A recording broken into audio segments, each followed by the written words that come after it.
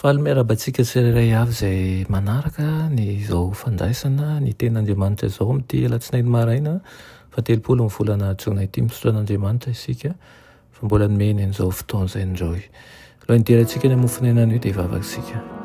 Tompoandriamanitra eo mbola velom-pisaoranao izay ny amin'ny fitiavanao sy ny fitantananao anay, misaotra indrindra ireo fa miainy ankonana tsirairay avy ianao, misaotra ny amin'ny rahalahy sy ny anabavy izay miainy izao fanaran'izao. Ary matoky sy mino izahay fa mamangy azy ianao ary manolotra ny tsara indrindra ao atokantranony. Ko mitenena rehefa voninkenao anao izahay aminaran'i Jesosy. Amen. Mba mofonenantsika androany dia manao hoe manohana ny asan'Andriamanitra ny mpitatana mahatoky. Alaina amin'ny Isaia 2:7 manao hoe izao Jehovah efa niantso anao tamin'ny fahamarinana sy ny tatana ny tananao ary hiaro anao koa aho ka nome anao ho fanekena ho an'ny olona ho fanazavana ny jentilisa. Amen. Hoy Madame White manao hoe naseho ahy hoy izy fa ny olona sasany izay marani-tsaina sy mitsinjo lavitra ary kinga eo amin'ny fandraharanakabeny, ireo izay miavaka noho ny fahakingana sy ny fahamatorana dia tsy ampy fitsinjovana mialoha sy fahiratan-tsaina raha ny makasika ny fitantanana ny fananany amin'ny fahavelomany. Tsy fatany manko ny fotoana mety hikatonany androm-pahasoavana tsy ho ela, nefa mamakivaky ny taona amin'ny fandimby tsy ao anatin'ny fiheverana momba ny rarany izy, ary matetika dia tapitra ny androny nefa tsy nampiasaina tampahendreny izany. Mety ho faty tampoka koa izy ireo nefa tsy nahazo fampitandremana. Meloka noho ny fanaovana tsirambina n'ireny mpitantim-pananana tsy mahatoky ireny. Tokony aneo fahendrena, tokony aneo fahaiza-mitsinjo lavitra ny kristianina mino ny fahamarinana ankehitriny. Tsy tokony anao tsirambina ny fitsanjarana ny fananana izy ireo ka hiandry ny fotoana hiveriny fa mety izay vao andamina ny rarany raha sanatria izy tratry ny aretina maharitra. Fianakaviana tena betsaka tokoa manko no voaroba fananana ary nanjarina antra noho ny fanaovana tsirambina ny asa izay tokony nataony tsara tamin'ny ora anankiray.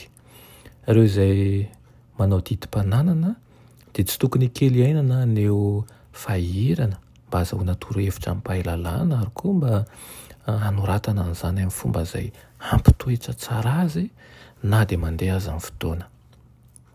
Nataon'Andriamanitra mpitantana ny fananana ny lehilahy sy ny vehivavy, napetrany eo an-tanany izy ireo ny vola natao ampandrosoana ny asa lehibe ny famonjem-panahy izay tokony nandaozan'i Kristy ny fonenany, izany no antony, ary ao anao koa ny arenany, ny voninahiny mba hitondrana ny zanaka-lahy sy ny zanaka-vavy marobe ny Adama ho eo amin'Andriamanitra.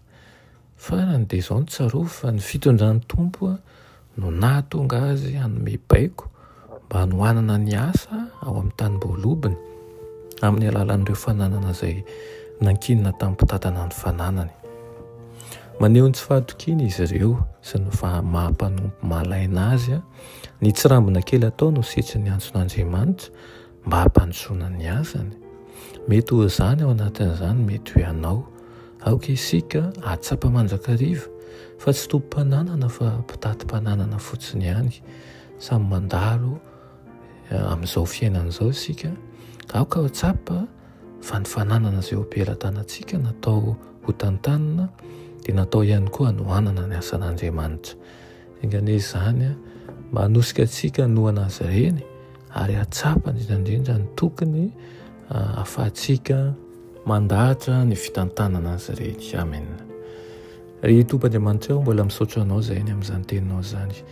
Mangataka aminao indrindra izay eo mba ho ampianaranao hatrany ary amboleo anatinay ny fahafoizan-tena sy ny fahatsapan-tena fa hanao amin'ny fahafenoana izay.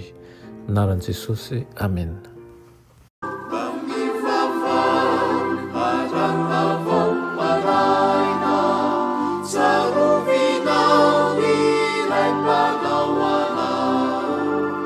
Izay miaro ny farasi